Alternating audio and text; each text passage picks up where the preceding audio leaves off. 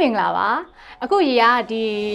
ကွမ်တုံးမြို့မှာရှိတဲ့ချင်းရွမ်ဆိုတဲ့ရွာလေးကိုရောက်နေရပေါ့နော်အခုရေရောက်နေတဲ့နေရာဟိုတယ်မဟုတ်ပါဘူး home stay ပါဘလောက်ထိုးချတဲ့ home stay လဲဆိုတာကိုပြမယ်ဒီချင်းရွမ်ရွာလေးမှာအရင်တော့ကတကယ်ရွာသားတွေနေခဲ့တဲ့အိမ်သူတို့ရဲ့တကယ်ရွာထဲမှာရှိတဲ့အိမ်ကိုလုံးဝသူတို့က modern design ပြင်လိုက်ပြီးတော့မှဒီရွာကို home stay အနေနဲ့အသွင်ပြောင်းထားတဲ့အခန်းပေါ့နော်အဲ့တော့ဒါဝင်လာပြီဆိုလို့ရှိရင်အခုဒါဆိုလို့ရှိရင်ဧကန်းမှာအစကွာ home stay ဆိုတော့ကိုကလည်းနည်းနည်းပေါ့ဟိုတယ်မဟုတ်ဘူးလား home stay ကြီးလားပေါ့နော်ဒါပေမဲ့သူ့ရဲ့ home stay ကရောက်လာတဲ့အချိန်မှာလုံးဝ jaw drop ဒါကပထမအိတ်ခမ်းပေါ့နော်အိုးအနံ့ကိုကွာအရန်ကိုအဲ့လိုအရန် luxury အနံ့လေးနဲ့ပေါ့နော်ပြီးရင်အဲ့လိုတောရိပ်ဘယ်လိုတောရိပ်ဝါးရိပ်လေးနဲ့အေးအေးချမ်းချမ်းလေးပေါ့နော်ပြီးရင်ဒီဘက်မှာသူက toilet ရှိတယ်ပြီးရင်ဒီမှာshower ရှိမယ် okay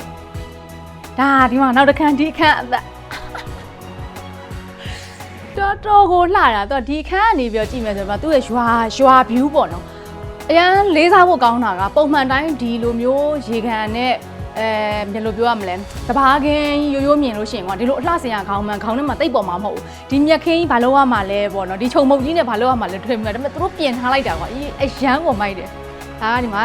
အိတ်ခမ်းရှိမယ်ပြီးရင်မကန်လေးနဲ့တော့ရှုခင်းကြည့်လို့ရတယ်ဒီလိုပြင်ကိုထွက်လိုက်လို့ရှိရင်တော့ဒီမှာညနေဆိုလို့ရှိရင်ပြင်မှာထိုင်လို့ရတယ်တဒါ